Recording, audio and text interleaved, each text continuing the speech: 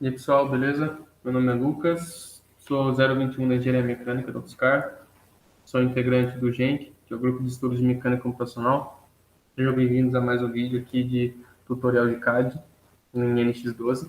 E como já foi mostrado em vídeos anteriores, mostramos alguns comandos, algumas ferramentas do software, na qual a gente foi capaz de montar algumas peças bem idealizadas, assim.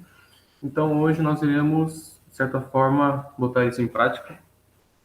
Tem aí na tela um desenho técnico, com cotagem, algumas vistas, e nós iremos montar ele. Aqui vocês podem ver, eu já montei, está aqui do lado, só está desabilitado. Eu vou mostrar o passo a passo de como eu fiz. Primeiramente, eu fiz essa sketch, que ela representa o sketch da base, na qual ela tem as seguintes dimensões. Então, aqui. Ela tem 150 de largura e 15 de espessura, como mostrado ali no desenho. Então, seguindo aqui, realizei uma extrusão, na qual a extrusão ela representa um valor de parâmetro. Podemos ver que eu coloquei o 90 mais os valores dos raios, que são dos cantos vivos. O NX ele permite que nós possamos fazer isso. Colocar a soma. Assim é um pouquinho mais viável do que pegar na mão uma calculadora e fazer a soma, ou ao mesmo, a mesma forma fazer a conta de cabeça. Ele permite que possamos fazer somatório, subtração.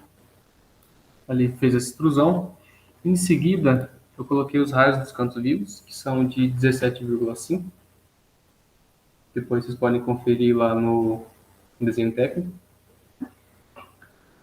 Depois, de certa forma, eu reparei que temos 4 furos, e realmente fazer 4 furos em seguida acaba sendo um pouquinho chato. Então, é nesse momento que eu já pensei que eu teria que utilizar a ferramenta de espelhar. Então, como eu sabia que eu teria que espelhar e os 4 furos eles estão nas pontas, então eu criei esses dois planos, certo? Que são os planos de espelhamento que eu falei no vídeos anteriores.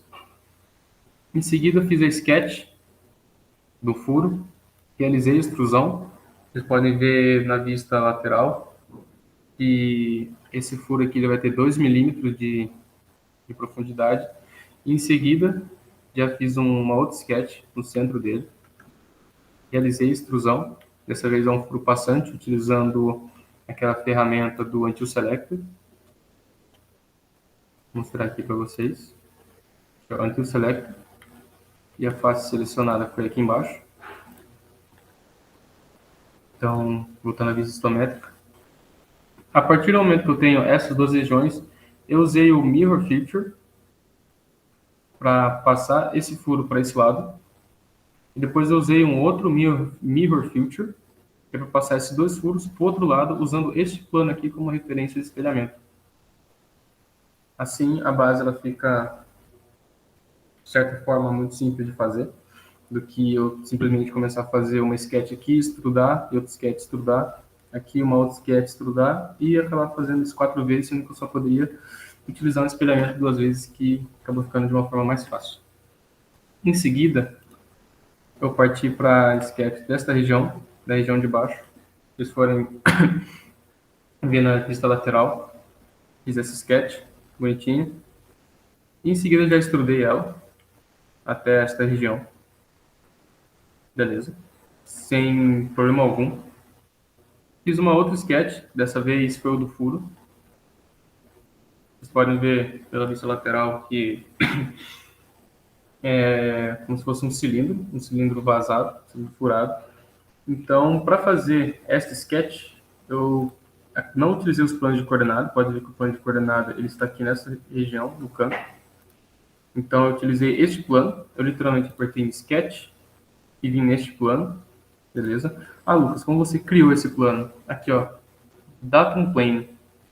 Você literalmente aperta aqui nele. Como que eu fiz? Como eu sei que esse plano ele está no meio dessa peça, Aqui tem várias formas. Eu usei o Bisector, selecionei esta face e esta face, e esse plano apareceu bem na região intermediária das duas faces que eu selecionei, e o mesmo vale para esse outro plano que é perpendicular que eu falei agora. Então até aí tudo bem. Fiz uma sketch, selecionei esse plano, fiz o furo, eu fiz o círculo, perdão, realizei a extrusão. Vocês podem ver que a extrusão segue tanto para o lado direito quanto para o lado esquerdo. Aqui eu vou mostrar um outro comando para vocês, que é nos limites, geralmente ele aparece de value. Eu coloquei simétrico e value e coloquei assim, dessa forma, a espessura que eu colocar para ele crescer nessa região, ele vai crescer na região simétrica. Isso acaba sendo bem intuitivo no termo de simetria. Em seguida, eu fiz a sketch do furo e fiz a seguinte sketch. Não sei se vocês conseguiram ver, eu acho que numa vista lateral ficaria melhor. Então, deixa eu achar aqui. Primeiramente, eu fiz a sketch do furo. Em seguida, eu fiz esses sketches laterais. Se vocês olharem bem no desenho, nessas regiões laterais aqui, eles vão ter o que a gente chama de, aqui no software, de chamfer, um edge blend. Então, realizei a extrusão dessa região, utilizando o symmetric value também. Vou mostrar aqui para vocês. Certo? E já usei o comando edge blend para fazer, tirar o canto vivo e deixar uma região mais circular. E aqui no desenho técnico é de 5, no raio de 5 minutos. Certo? Em seguida, eu criei um datum plane. Vamos abrir a peça aqui. Nessa parte podemos ver que a base e o cilindro já estão formados. Criei um datum plane. Fiz uma sketch desse datum plane aqui. Então, aí. Esse datum plane ele não está aparecendo no momento. Vou mostrar ele aqui para vocês. E dar um hide nos outros, para não ficar tão poluído. É esse daqui. Eu criei ele para que eu possa fazer uma sketch daquela vista na diagonal, como mostrado no desenho técnico. Como que eu criei ele? Eu vim aqui em Datum Plane e usei o comando atAngle. Vocês podem ver lá no desenho técnico que esse plano ele faz um ângulo de 45 com esta face aqui. Então eu vim aqui, selecionei uma seção planar, que é essa daqui. Eu vou até criar um outro aqui com vocês, para facilitar, que não é tanto intuitivo assim. Vamos lá, Datum Plane. A gente vai selecionar esse plano, esta face aqui. Assim é como se o plano estivesse paralelo a essa face. Vou selecionar um objeto linear, uma aresta, certo? E a partir desse momento, eu posso, aqui ó, como se fosse assim, a criação original. E a partir daquela linha, ele vai estabelecer um ângulo. Certo? Ele pede um ângulo de 45 graus. Eu apenas deixo 45 graus e amplio ele. Aqui eu vou dar um cancelar, porque o meu já foi criado. E nele eu simplesmente criei uma outra sketch, essa daqui, e realizei uma extrusão nela. Essa extrusão era um pouquinho mais especial. Vou mostrar aqui para vocês. Vou vir aqui, Edit Parameters. Essa extrusão, vocês podem ver aqui que ela não está nem Value nem Until Select, assim Until Extended. Ou seja, essa extrusão ela vai se estender até a face selecionada. Vou mostrar aqui para vocês.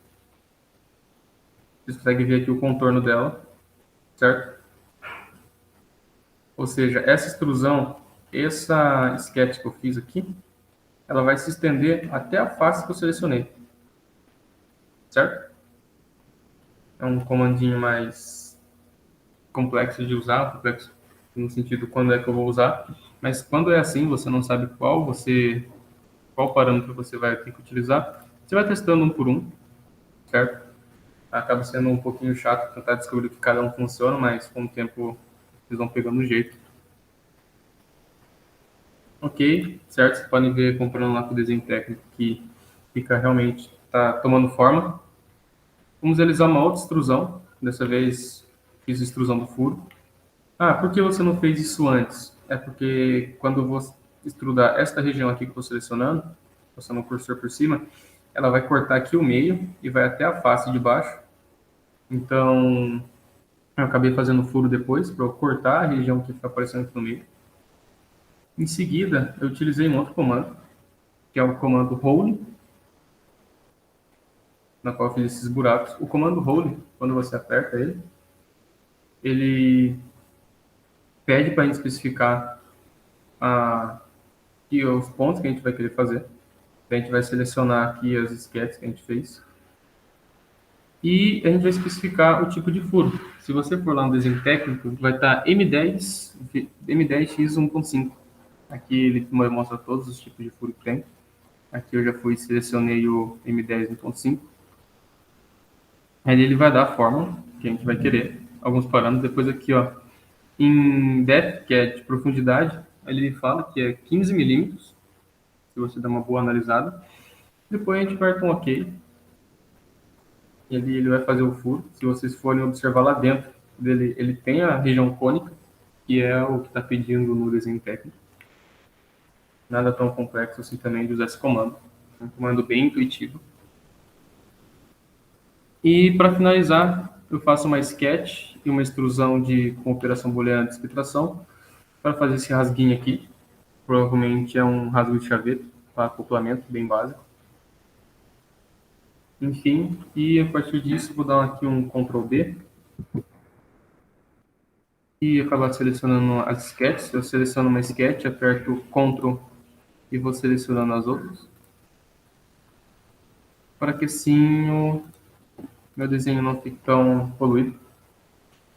E aqui é montada a nossa peça. Como eu disse, não é uma peça muito complicada de fazer.